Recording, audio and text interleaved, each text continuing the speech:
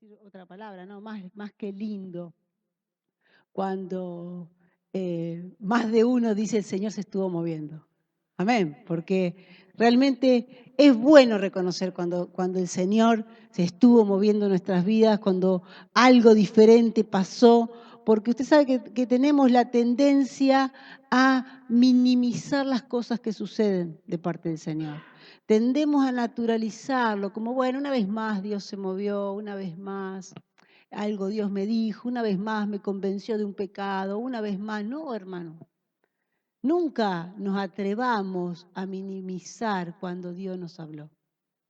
Cuando sentí algo en una reunión, algo diferente, una palabra que pegó en mi corazón. ¿Por qué? Porque si somos de tener en poco algo que Dios derramó, se nos hace costumbre y se pierde la sensibilidad espiritual. Cuando naturalizamos los mover de Dios, que no depende de que si el de al lado sintió algo o no sintió algo, el de al lado puede no haber sentido nada, pero si yo sentí algo, aun cuando todos me digan, para mí fue una reunión más, nunca te pares en la situación de otro. No, vos sentiste, a vos Dios te dio una palabra, para vos fue un mover que se movió hasta la tierra, alaba al cielo y que no se te escape lo que Dios derramó sobre tu vida. ¿Por qué? Porque te desatará una sensibilidad en lo espiritual diferente cada vez que reconozcas una palabra de Dios, un toque de Dios, un mover de Dios, una convicción de pecado que es de parte del Espíritu, una dirección de parte del Señor. ¿Por qué? Porque si no, vamos secándonos espiritualmente. Nuestra sensibilidad se va perdiendo, se va haciendo ese callo que a veces tenemos en los dedos, a veces tenemos esas durezas en los pies. Bueno, así se hace lo mismo espiritualmente. Por eso hay gente que puede venir a un culto y entrar y salir igual y viene alguien y lo abraza y con la gloria del Señor y lleno del Espíritu Santo. Y no hablo de la manera de saludarnos, ¿no? Pero me refiero a nos vamos acostumbrando y esa sensibilidad se va muriendo y es lo peor que nos puede pasar como cuerpo del Señor. Amén.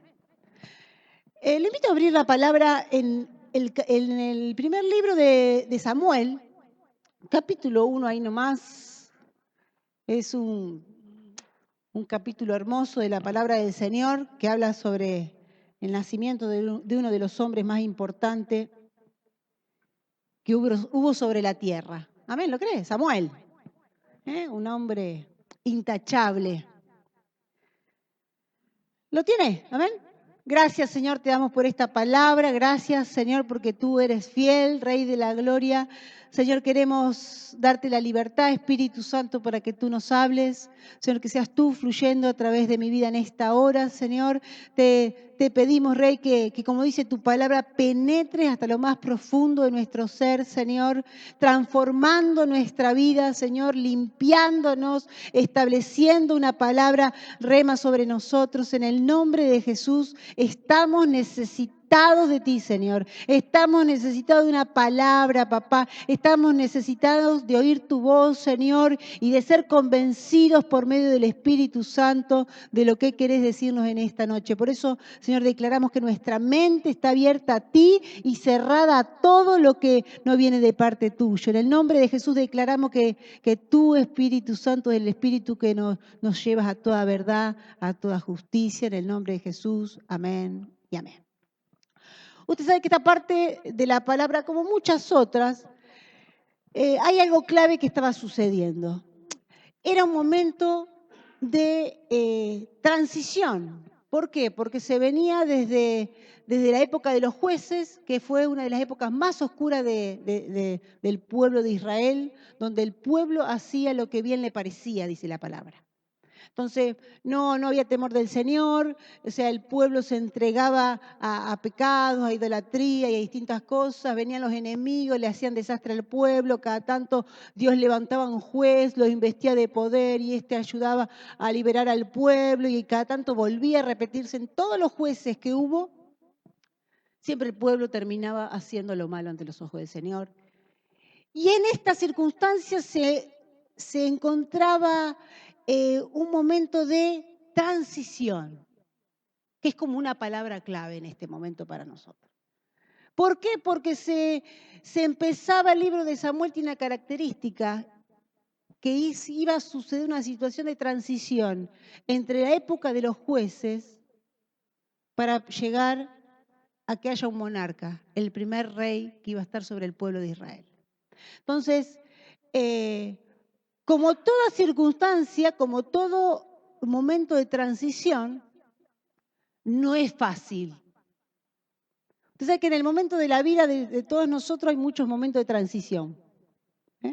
Y yo buscaba la palabra transición y la palabra transición dice, acción de pasar de un estado a otro.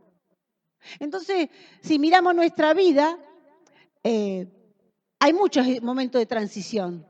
En un niño, cuando el bebé deja de ser y pasa a ser niño, a los 2 años más o menos, ¿no? El niño deja de ser niño y pasa a ser adolescente, y le dicen preadolescente, adolescente, y a todo le van poniendo un título, pero hay un momento de transición clave.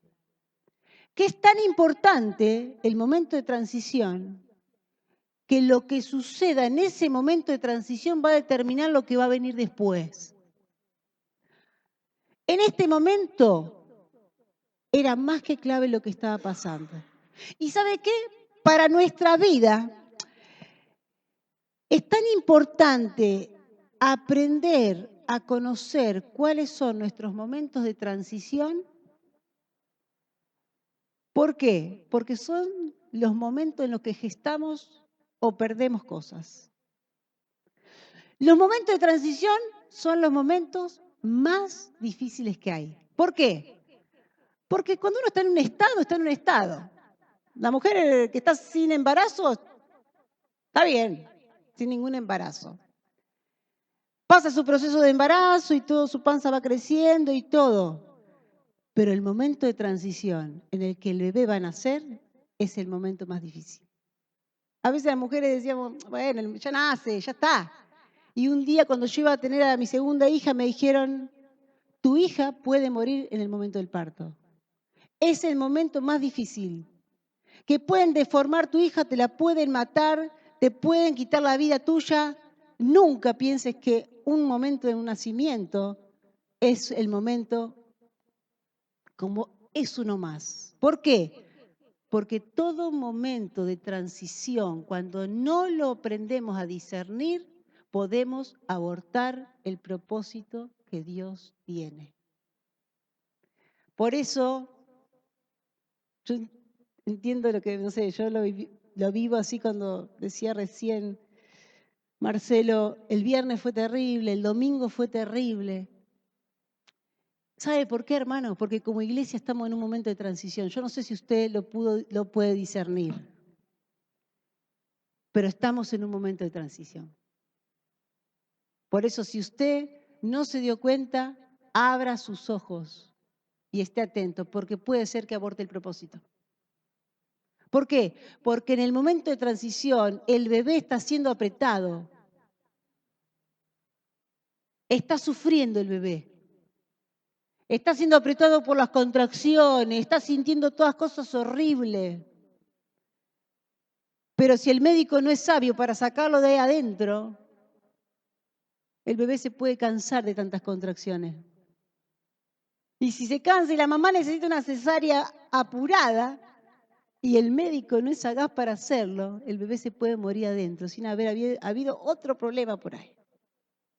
Entonces, muchas veces en la vida estamos como un bebé adentro de la panza. Llegamos a Cristo y no nos damos cuenta del momento de transición. Pero en la vida cristiana hay más de un momento de transición. Desde que llego a Cristo y me entrego al Señor y empiezan a suceder cosas adentro mío que ni entiendo ni sé, pero me siento un poco mejor, hasta que empiezo a escuchar la voz de Dios, hay un momento de transición. Que si el que llega a Cristo y no entiende nada y no siente nada y no sabe qué pasa y siente cosas lindas y después no persevera, tal vez nunca llegue a escuchar o a discernir o a entender que lo que estaba sintiendo era la presencia de Dios. Que lo que estaba escuchando era la presencia de Dios. escuchando la voz de Dios. ¿Por qué? Porque en el momento de transición, en el momento más difícil, perdió la fuerza, las ganas, el entendimiento. No sé, no alcanzó. Y así cuando, hermanos, estamos creciendo en el camino del Señor, para llegar a vivir una vida del Espíritu, vamos a pasar más que un parto. Vamos a pasar más que una contracción. Vamos a pasar más que una taquicardia espiritual. ¿Qué pasa? Algunos desisten. Algunos no soportan los momentos de transición. ¿Son fáciles? No. Son muy difíciles. La otra vez hablábamos con el pastor esa palabra que habla de, no me acuerdo muy bien cómo es ahí en Mateo, el que te pide que le acompañes una milla, era que te acompañe 2, dice la palabra, un poco más de lo que te ha pedido. Y la palabra dice, todos te alcanzan te acompañan 1 milla, pero no todos te acompañan 2 millas. A veces hay momentos buenos y uno pasa. Como iglesia, ¿por qué decimos? Iglesia, hay un momento que cualquiera te acompaña. Y los momentos difíciles hay que acompañar 2 millas, hermano. Ahora estamos en el momento que hay que acompañar 2 millas. ¿Por qué? Porque si usted no está atento, capaz que ya acompañó 1 milla. Pero la segunda milla es más difícil que la primera. Así que si usted estuvo como iglesia siempre atento y apoyó 1 milla, esté más atento que antes. Porque el enemigo se va a ocupar que usted no acompañe la segunda milla. Las presiones son más fuertes, cada vez más alto. Cuando más alto, más presión. Como en un avión. Cuanto más cerca del propósito, hay un momento que el enemigo se va a ocupar que abortes. Y no vas a tener fuerza. Y no vas a entender. Y vas a estar confundido. Pero el que aprendió a discernir los momentos de transición, aprende a resistir. Aprende a oler. Aprende a discernir. Aprende a buscar ayuda. Aprende a correr a los pies de Cristo. Por eso, hermano, te aliento a que no te desentiendas del Señor. Si es fuerte la presión, si es fuerte la prueba, si es fuerte la lucha, no estás solo. Amén, ¿lo creemos? ¿Por qué no estamos solos? Porque el Señor está con nosotros. Nunca el Señor se desentiende de su obra, jamás. Jamás el autor, el consumador de la fe, el que realmente lo dio todo por nosotros, hermano, no se desentiende de nosotros. Jamás. Por eso, el que entiende lo que son los tiempos de transición es porque aprendió a correr a Cristo en el momento difícil. Entonces, un poco eso es lo que estaba pasando en el pueblo de Israel. Pero ¿sabe lo que era? ¿Qué pasa? A veces vamos a ser claves en el momento de transición. Y claves, hablo de claves. A veces somos instrumentos útiles, claves para la vida de alguien que está pasando por circunstancias de transición. Y si no somos como ese médico que sabe actuar en el momento justo y en el momento preciso y hacer y decidir, el bebé va a morir. Y tal vez tenga que yo ser alguien clave en el plan y en el propósito eterno de Dios. Y eso es lo que estaba pasando en este momento. Por eso vamos a leer ese capítulo 1 de Primera de Samuel. Y usted ya lo tenía y dice así en el versículo 1, dice, hubo un varón de Ramataín, de Sofín, del monte de Efraín, que se llamaba Elcana, acuérdense de este nombre, ¿no? Elcana, hijo de Jeroán, hijo de Liu, hijo de Toú, hijo de Suf, Efrateo. Y tenía él, o sea, Elcana, 2 mujeres. El nombre de una era Ana y el nombre de la otra era Penina. Y Penina tenía hijos, mas Ana no los tenía. Y todos los años aquel varón, o sea, Elcana, subía de su ciudad para adorar y ofrecer sacrificios a Jehová de los ejércitos en Silo, donde estaban 2 hijos de Elí, Ofni y Finés, sacerdotes de Jehová. Y cuando llegaba el día en el que Elcana ofrecía sacrificio, daba a Penina su mujer daba a Penina, su mujer, y a todos sus hijos y a todas sus hijas, a cada uno su porción. Pero a Ana daba una parte escogida porque amaba a Ana, aunque Jehová no le había concedido tener hijos. Y su rival la irritaba, enojándola y entristeciéndola, porque Jehová no le había concedido tener hijos. Así hacía cada año, cuando subía a la casa de Jehová, la irritaba así, por lo cual Ana lloraba y no comía. Y Elcana, su marido, le dijo: Ana, ¿por qué lloras? ¿Por qué no comes? ¿Y por qué está afligido tu corazón? ¿No te soy yo mejor que 10 hijos? Y se levantó Ana después que hubo comido y bebido en Silo, y mientras el sacerdote Elí estaba sentado en una silla junto a un pilar del templo de Jehová, ella con amargura de alma oró a Jehová y lloró abundantemente.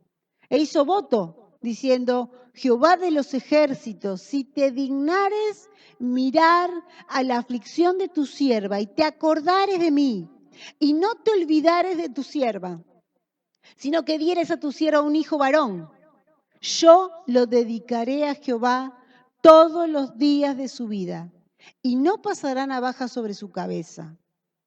Mientras ella oraba largamente delante de Jehová, Elí estaba observando la boca de ella.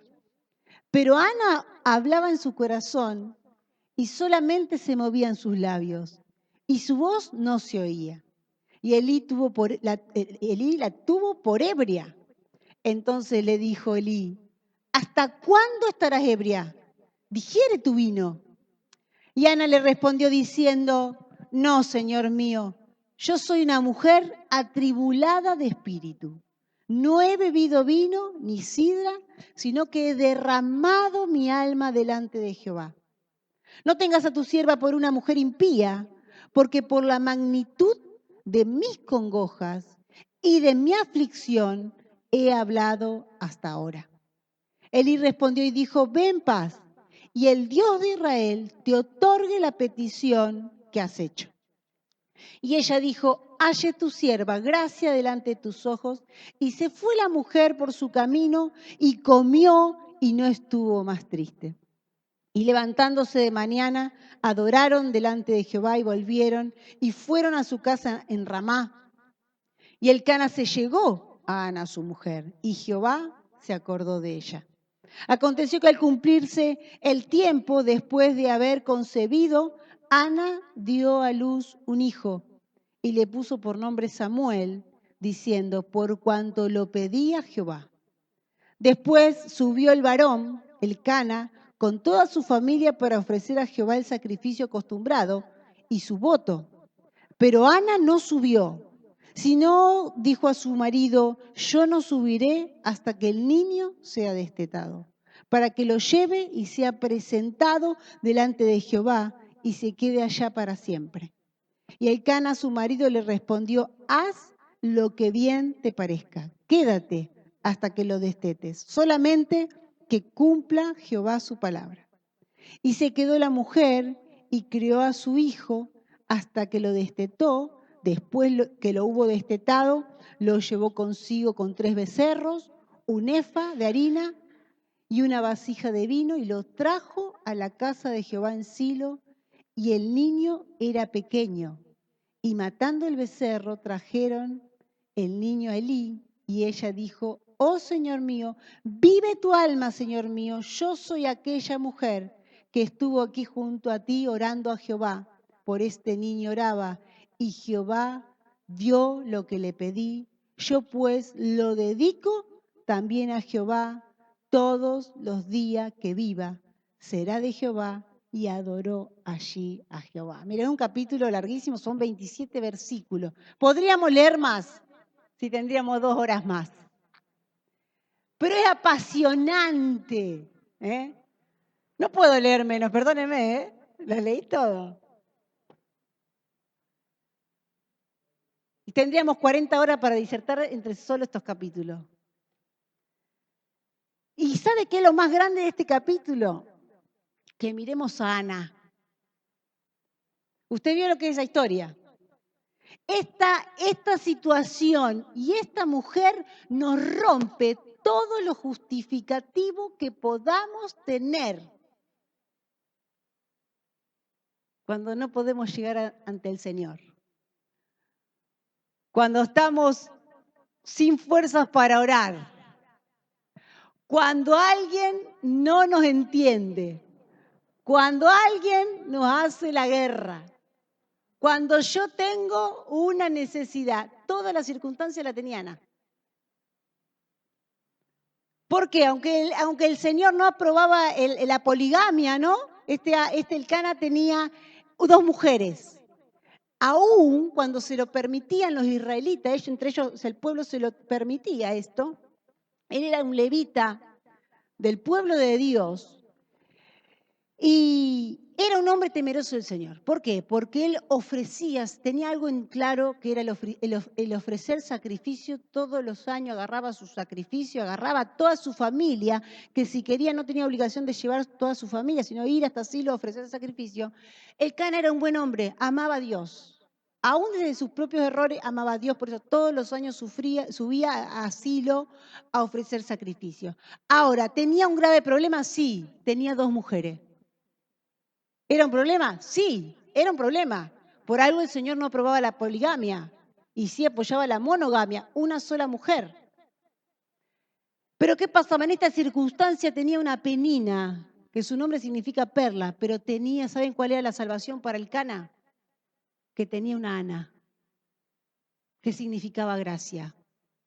Entonces, si nos paramos a ver esta situación de Ana, imagínense, no solamente tenía una mujer que la confrontaba, que era esta Penina, que era totalmente carnal, que la humillaba y la basureaba y la hacía sentir mal por no tener hijos, que era algo ya de la cultura, ¿no? La mujer que no tenía hijos socialmente era despreciada. ¿Por qué? Porque se la tenía en cuenta como que, vieron como dice ahí, ¿no? Jehová no le había concedido tener hijos.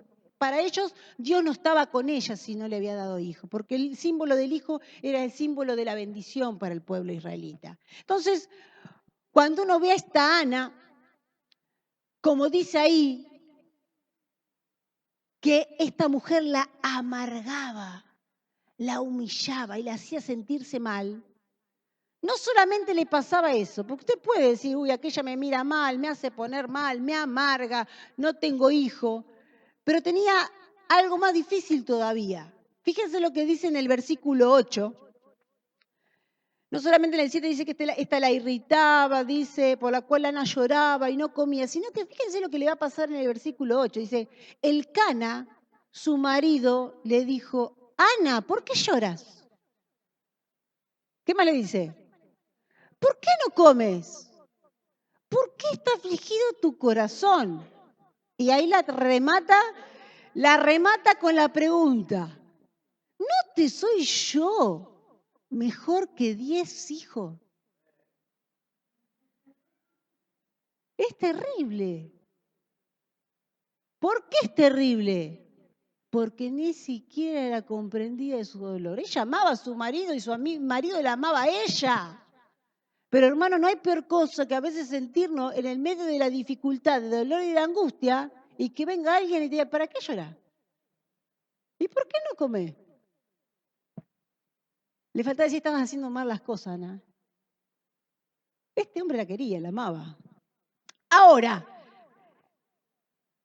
algo clave, hermano, en los momentos de transición, si vos no aprendés a quién escuchar y a quién no escuchar, sonaste. Es muy probable que abortes el propósito. Porque eso fue lo sabio de Ana. ¿Usted vio que le contestó algo? ¿Le contestó algo a Ana o no? No. Dice, y se levantó Ana después que hubo comido y bebido en Silo. O sea que, ¿qué hizo? Encima le hizo caso al marido. Comió, bebió, o sea, en parte le hizo caso. Y mientras el sacerdote le estaba sentado en una silla junto al pilar del templo, ella, ¿qué hizo? Muy sabia esta mujer, ojalá yo sea un poquito como ella. Ella con amargura de alma, o sea que estaba, hermano, destruida. Con amargura de alma oró a Jehová. ¿Y sabe qué hizo? Lloró abundantemente. ¿Y sabe por qué llegó a ese punto? Porque abrió su corazón. Supo cuál era su necesidad. Y supo quién enfocarla. A veces queremos explicarle a alguien que no me entiende todas las cosas. Y entro en discusión, y entro en pelea, y entro en contienda. Y quiero a veces darme a entender lo que a veces otro no me va a entender. ¿Por qué? Porque a veces son cosas que yo estoy pasando. Es como cuando alguien está de duelo. ¿Qué le decimos? Te acompaña un sentimiento, es puro respeto. Pero es mentira que le puedo acompañar el sentimiento, porque a mí no se me murió el ser querido que a esa persona se le murió. Y a veces, hermanos, me voy a encontrar así, en el medio de mi prueba, de mi lucha y de mi necesidad, sin que nadie me entienda, sin que nadie me comprenda. Entonces, tengo dos caminos. Enojarme con todos los que no me entienden, enojarme con los que me dicen cosas que nada que ver, enojarme con los que me hacen la contra como las peninas, o ir al único que sí me puede entender y llorar abundantemente. Y contarle todo lo que me pasa, que muchas veces ni el que duerme a mi lado me va a entender. Porque hay procesos que pasamos, que se lo demandamos a los otros que me entiendan, a los otros que me ayuden, y no te va a poder ayudar nadie. Tal vez solamente te van a poner el hombro. Tal vez te van a poder extender una mano. Pero hay un proceso del corazón, hermano, que solo Dios puede meter su mano en tu corazón. No le pidas que otro que tenés al lado te meta la mano en el corazón. Porque si no te consuela el Señor, si no te fortalece el Señor, si no responde tus peticiones el Señor, no le podrás echar la culpa a nadie. Ahora, en esta situación hay muchas cosas lindas, ¿no? Y terribles para destacar. Porque hay algo que pasó y que a veces nos agarramos de esta situación. Ella fue y derramó su corazón al Señor. Lloró, con amargura, lloró todo. Y dice, e hizo voto diciendo, en el 11 voy, dice, Jehová de los ejércitos, si te dignares a mirar a la aflicción de tu sierva y te acordares de mí y no te olvidares de tu sierva, sino que dieres a tu sierva un hijo, varón, yo lo dedicaré a Jehová todos los días de su vida y no pasará navaja por sobre su cabeza. Y a veces usted sabe que leemos esta palabra, me ha pasado a mí también, ¿no? Uno lee esto, entonces decimos, bueno, yo voy a ir al Señor, le voy a hacer un pacto, le voy a prometer, porque esto es yo lo que quiero, y el Señor me lo va a dar. Y a veces pasa que después hago el pacto, ayudo a alguien o doy una buena ofrenda o hago algo y después digo, ay, no pasó nada. Y al final, los pactos entonces no funcionan. Al final, ¿no dice el Señor que todo lo que el corazón del hombre quiere se lo da? Que Dios concede el deseo del corazón del hombre. Y ahí empezamos a confundirnos y entonces empezamos, ¿sabe qué? A ponernos mal con Dios. Y entran las preguntas que nunca tendrían que entrar. Porque cuando entra la duda, hermano, entra más que una obra de tiniebla en nuestra vida. Y cuando empezamos a sentirnos defraudados, porque cuando queda una pregunta, miramos al cielo y decimos, ¿cómo? Entonces Dios no es tan Dios al final, o no es tan bueno. A veces no hacemos esa frase así, ¿no? Pero en el fondo del corazón, a veces esas frases están latentes. ¿Por qué? Porque cuando no me queda una respuesta clara de por qué Dios no me contestó esto, que en mí entró un poquito de duda o que tengo un sentimiento que Dios no escucha mis oraciones, estoy en graves problemas. Cuando alguien tiene dudas y Dios lo escucha, como que, una cosa es mirarme yo, ¿no? Decir, che, Dios no me escuchará porque estoy en algún pecado, en algo le habré desobedecido, hay algo que me está haciendo de obstáculo entre Dios y yo, a ver, ¿cuál es mi problema? Señor, ayúdame, mostrame. Pero es diferente cuando yo tengo la actitud de al final yo le pido y no me responde. Yo le pido y no me da. Yo le pido y al final, ¿dónde está mi recompensa? Ese está en grave riesgo. Esa actitud te pone en un lugar de desprotección, aun cuando Dios te quiera cuidar. Esa actitud te lleva, es como decir, si lo miraríamos a la luz del Antiguo Testamento, te está llevando fuera del campamento esas preguntas, sin respuesta. Porque si vos vas así y le decís, Señor, clarifícame, mostrame, porque esto yo no lo estoy entendiendo, y vas con un corazón sincero, el Señor traerá luz y te dará entendimiento.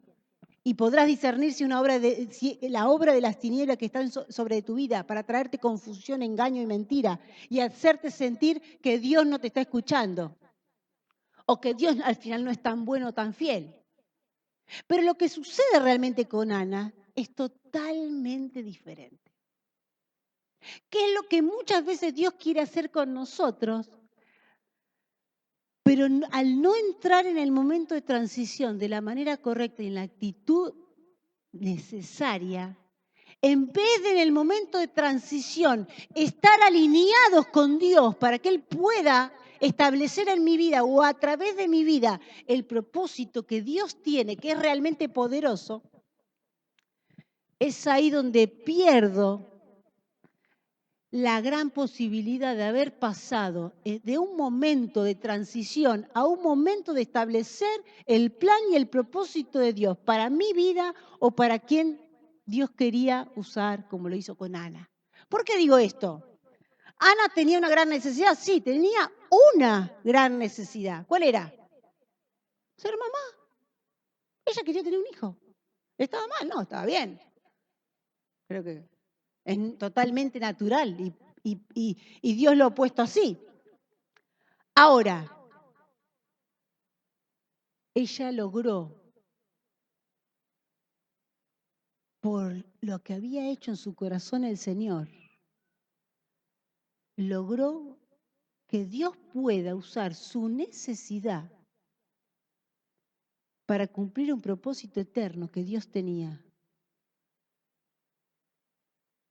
Pero lo tuvo que hacer no a la manera de Ana, sino a la manera de Dios. Y a veces, hermanos, cuando Dios viene a tratarnos para que sea a su manera y no a la nuestra, a veces entramos en conflicto. Porque a veces nos cuesta esperar el proceso como Dios quiere y hacer el proceso como Él quiere. ¿Por qué? Porque lo único que funciona en el reino de los cielos es lo que Él quiere. No son nuestros planes. En esta lectura parece que fuera el plan de Ana. ¿Por qué?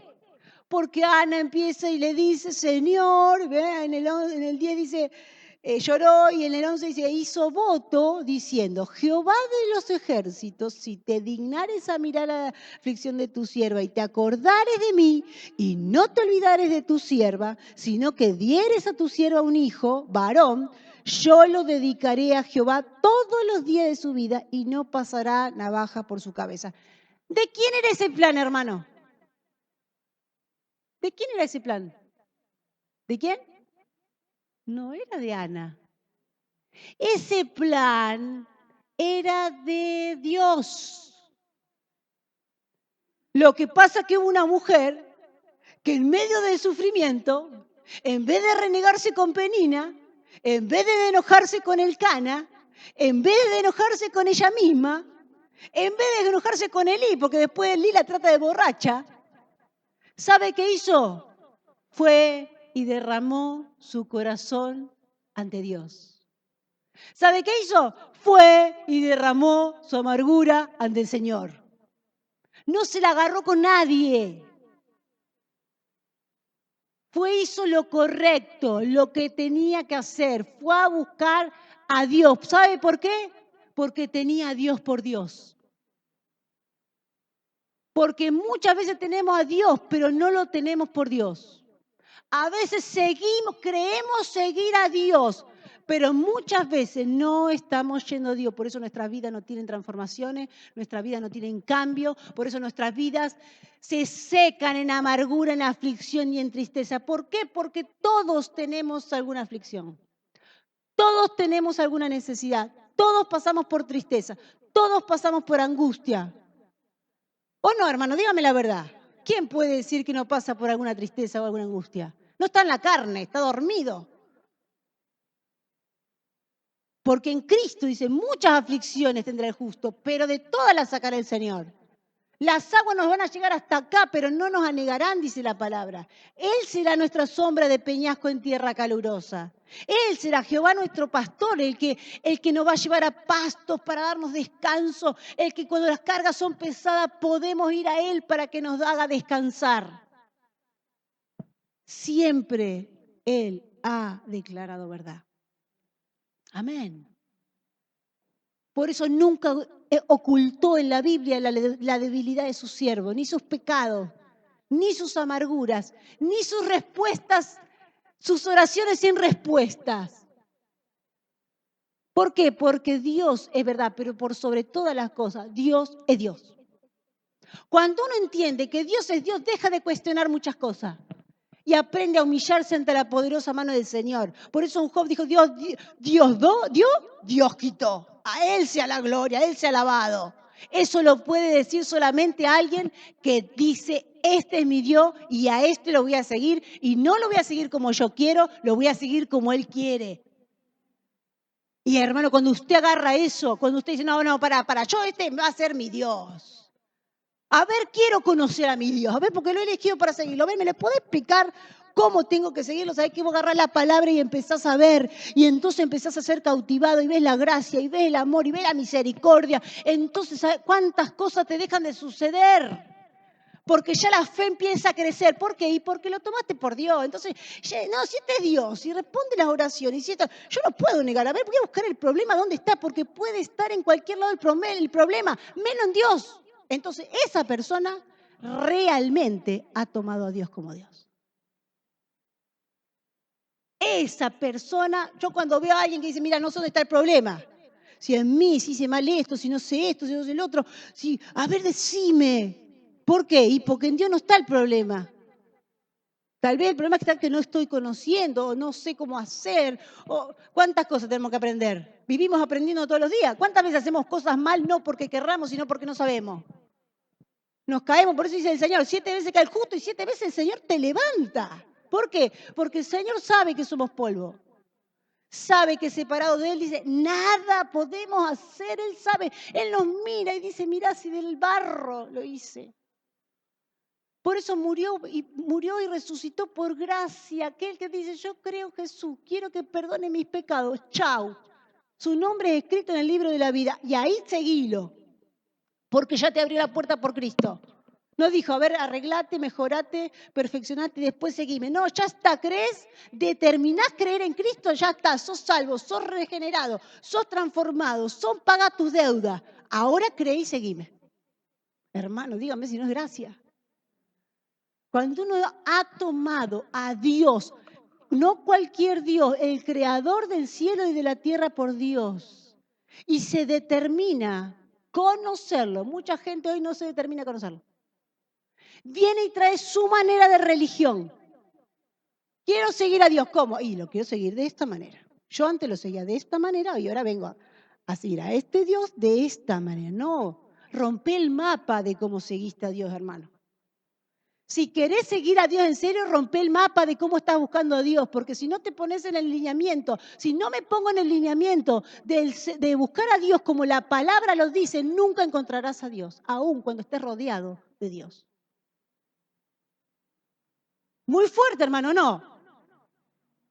Pero muchos creyendo que están siguiendo a Dios, están siguiéndose a sí mismos. La palabra lo dice. ¿Por qué? Porque aún pudiendo conocer a Dios, entrando por Jesucristo, que es la puerta, se han quedado en la puerta y no han conocido al Dios de toda gracia y de toda misericordia, al cual se lo alaba, se lo busca, se lo sirve, se lo honra, no como a mí me parece, sino como a Él le parece. Entonces, ¿por qué a veces la luz empieza a iluminar mi entendimiento? ¿Por qué? ¿Qué está pasando? Porque estás buscando a Dios como Él quiere ser buscado. Por eso dice, los que de corazón me buscan me hallan. ¿Por qué? Porque de corazón sincero me buscan. No dice, no, yo vengo a buscarte de esta manera, así soy yo, Señor, perdóname. Bueno, y ojalá Dios le tenga misericordia, porque Dios es misericordioso y bueno, si en el fondo la persona quiere buscar, yo sé que Dios es misericordioso. Me lo ha hecho conmigo, lo va a hacer con cualquiera. Pero cuando alguien entiende lo que es la transición, cuando alguien empieza a decir, ¿en qué tiempo estoy de mi vida? Porque ya esto lo alcancé, esto acá voy. Si te sentís muy apretado y estás muy incómodo, es muy probable que estés en un tiempo de transición. Ojo, porque o podés dar a luz o podés abortar. Porque en el momento de transición no está todo dicho todavía. Por eso está Ana. Imagínense si se ponía a pelear con el marido. Imagínense si se ponía a pelear con el marido. Para las mujeres de hoy, por ahí para esa cultura era medio complicado. Pero para las mujeres de hoy, imagínense que no hubiésemos dicho a ese marido. Muy amoroso, muy la parte principal, pero no me entendés que yo quiero un hijo. Estaba justificado, entre comillas, para decírselo. Y el corazón de la mujer. Hoy sí, hoy justificamos. El ponernos mal, el pelear, el enojarnos, el decirnos de todo. Hoy justificamos todo, hermano. Justificamos hasta el pecado. Porque, pobre Ana, todos diríamos, pobre Ana. Y no solamente el pastor, Elí, fue y la trató de ebria. ¿Usted se imagina? Si usted viene y está usted orando acá y el pastor viene y le dice el día de Santa Cena, ¿tomaste cuántas copitas? Andate que se te pase. Tráiganle un café a la hermana que está media ebria.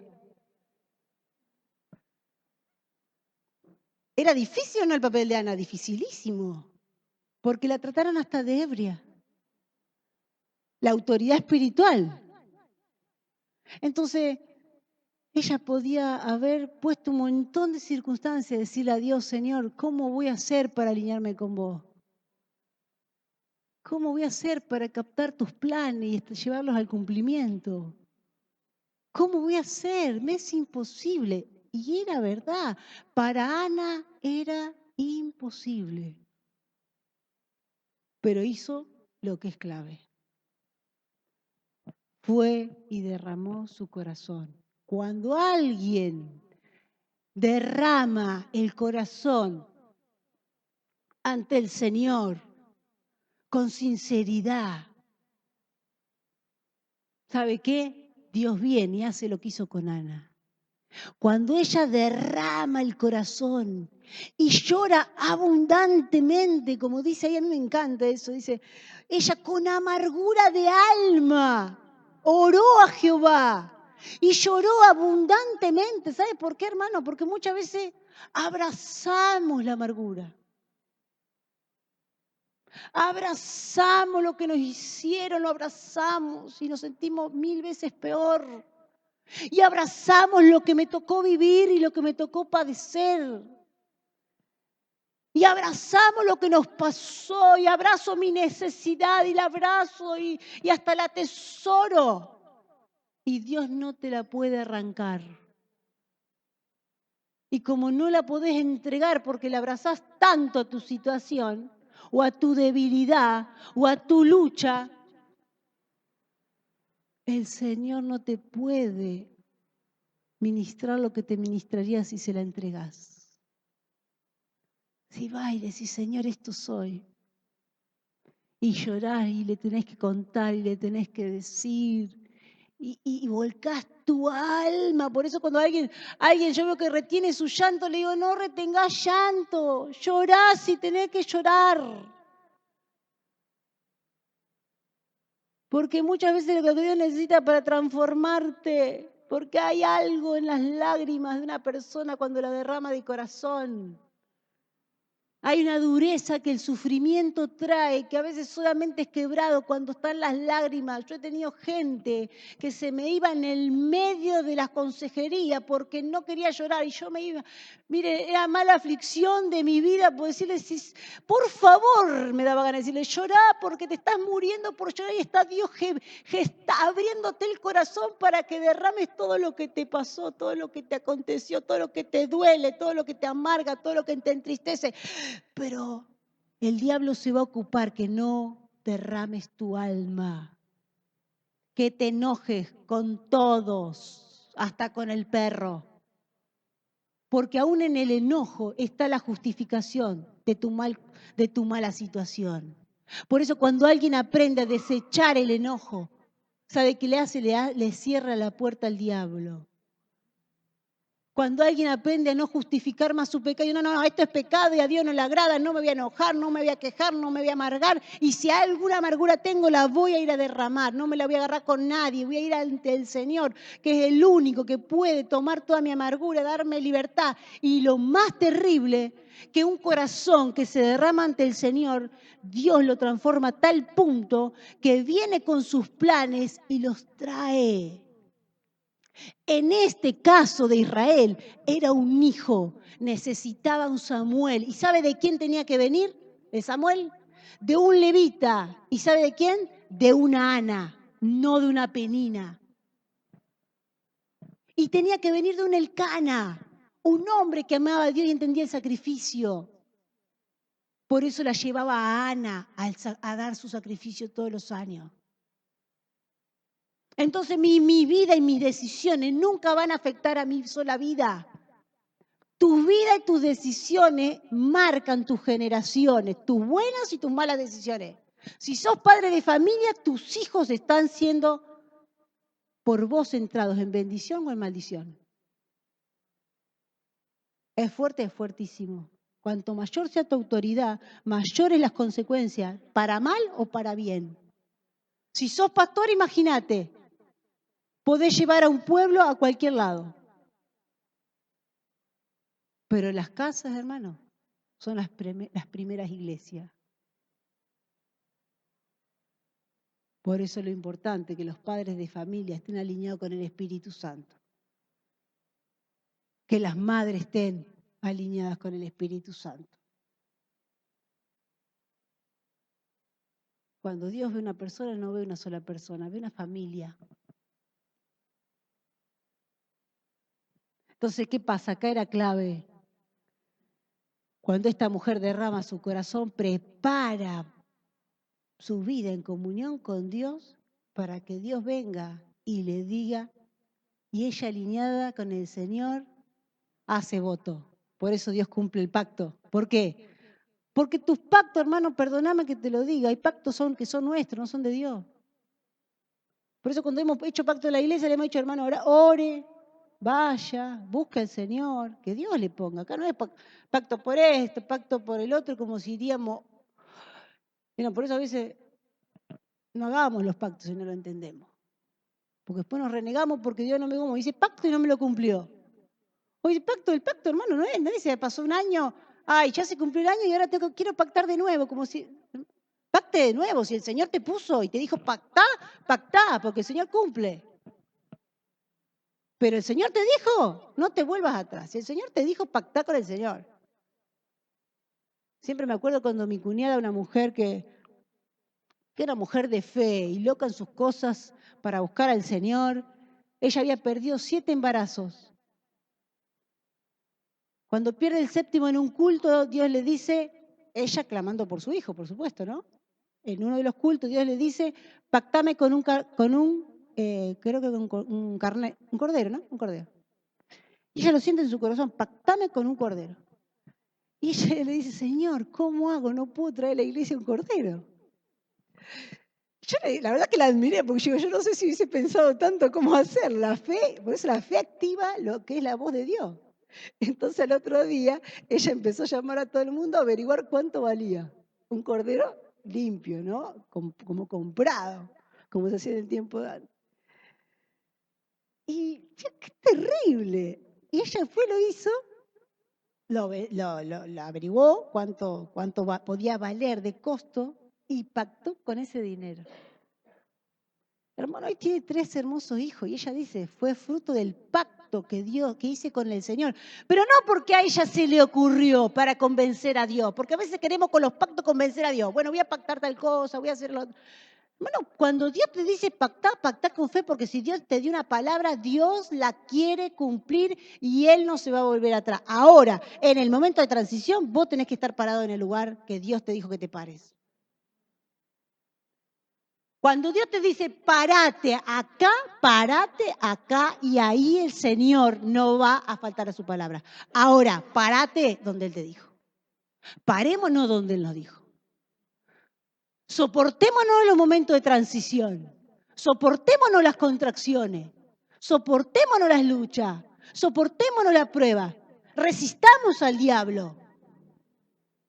¿Por qué? Porque si el Señor te dijo, el Señor nos falta a su palabra. Amén. Por eso cuando vemos en la vida de Ana, hay un cumplimiento. Porque hubo una Ana que se paró en el medio del sufrimiento, de la humillación, la falta de que la entiendan y todo lo que recién acabamos de leer. Fue atrevida, derramó todo, pero ¿sabe qué hizo? Algo más grande todavía. Después cumplió con el pacto. Porque muchas veces prometemos a un cosa del Señor y después no cumplimos. ¿Y sabe qué se nos cuenta? Por deuda. Dios no se olvida, nosotros nos olvidamos. Hermano, cuando le decís al Señor, yo te quiero servir, el Señor toma. Eso es un pacto. Con esto estamos pactando. En nosotros está el poder de la vida y de la muerte. Dios toma, le importa lo que decís, lo escucha, lo recibe y Él no se vuelve atrás. Pero Él demanda que nosotros tampoco. Demanda que quiere que nos atrevamos al momento de transición. ¿Es difícil? Sí, todo momento de transición. En el mundo natural y en el mundo espiritual es difícil.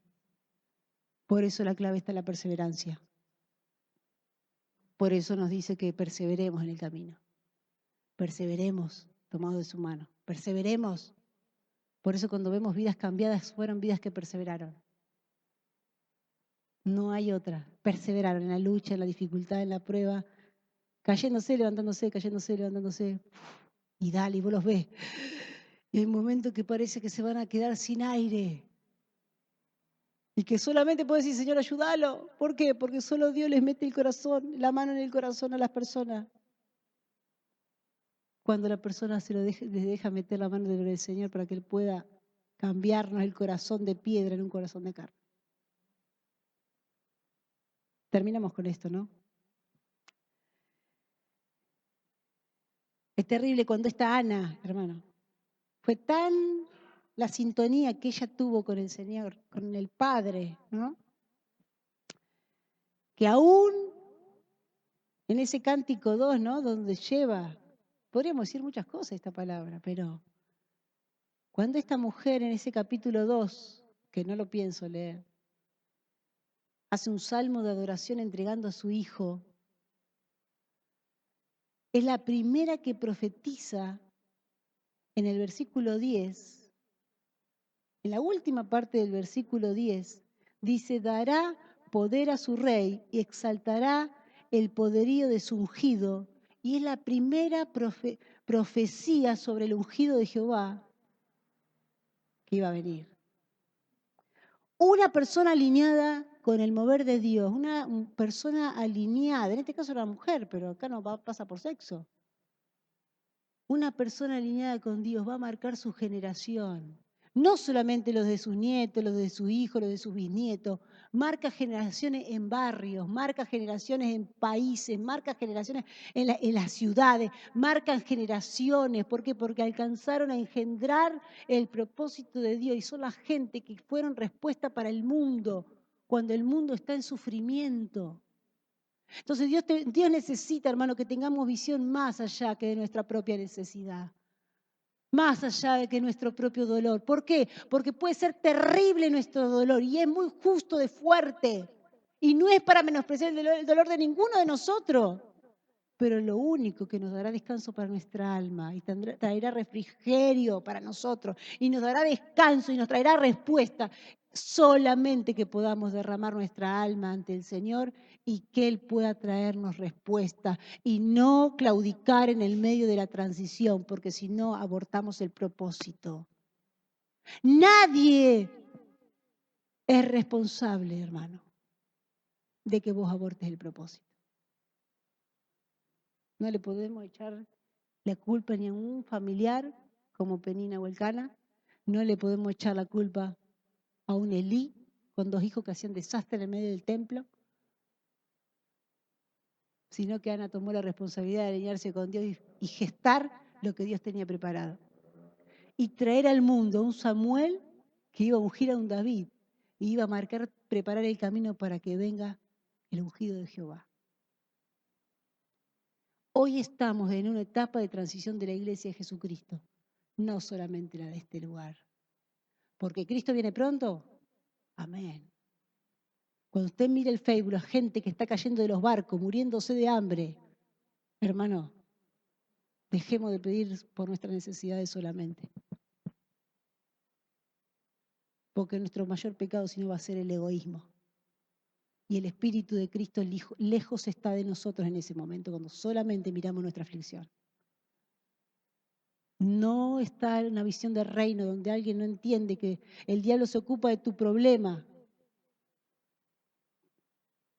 para que vos no puedas ver que el Dios de la solución de tus problemas, que se quiere ocupar de tus problemas. Porque hermano, el diablo nos ha mentido durante años y le hemos creído y nos ha hecho creer que Dios no se ocupa de nosotros. Por eso estamos en amargura y en tristeza y en aflicción. Pero aquel que se atreve a creer que Dios es Padre, que Dios nos ama, que Dios nos cuida, que Dios pone cosas en nuestros corazones porque Él las quiere contestar. Hermano, Dios se ocupa más de vos y de mí que nosotros mismos juntos. Y está esperando que te alinees con Él para Él decir, tengo un sueño para depositarte en tu corazón y lo quiero responder. Que Dios nos abra los ojos para ver al Dios poderoso que tenemos. No lo busque usted, solo lo busco yo. A ver si lo encuentro, este versículo. Cuando Dios le trae el juicio a la casa de Elí, el sacerdote, porque le venía una sentencia de juicio mortal, en el capítulo 2, casi al final, le dice, por tanto Jehová, el Dios de Israel, dice, le está diciendo a Elí, ¿no? Al sacerdote, yo había dicho que tu casa y la casa de tu padre andarían delante de mí perpetuamente, mas ahora ha dicho Jehová, nunca yo tal haga. Porque yo honraré a los que me honran y a los que me desprecian serán tenidos en poco. Hermano, que nunca el Señor nos encuentre despreciando lo que Él hace entre nosotros. Hermano, no despreciemos los cultos. Hay momentos que despreciamos los cultos. Si yo me quedo en mi casa haciendo algo vano pasajero, todos necesitamos tiempo de ocio, porque el ocio está preparado para que el cuerpo descanse y se regenere en sus fuerzas. Pero hay ocio que es pecado. Hay ocio que el pueblo de Dios peca, despreciando las perlas preciosas que Dios está derramando. Y que un día las necesitarás y no las tendrás por haberlas despreciado. Tómelo de parte del Señor. Porque la iglesia de Jesucristo está fuera de sintonía. Pero solamente, ¿sabe qué? Nos queda a cada uno pelear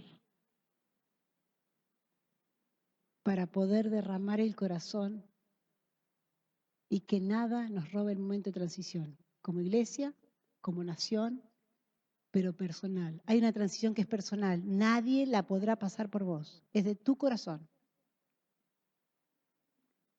Por eso, hermano, oremos para pasarla aprobado y para alcanzar lo que Dios tiene. Amén. ponemos de pie. Gracias, Señor, gracias, papá, gracias por esta Ana, Jesús, gracias. Gracias por Ana, Jesús.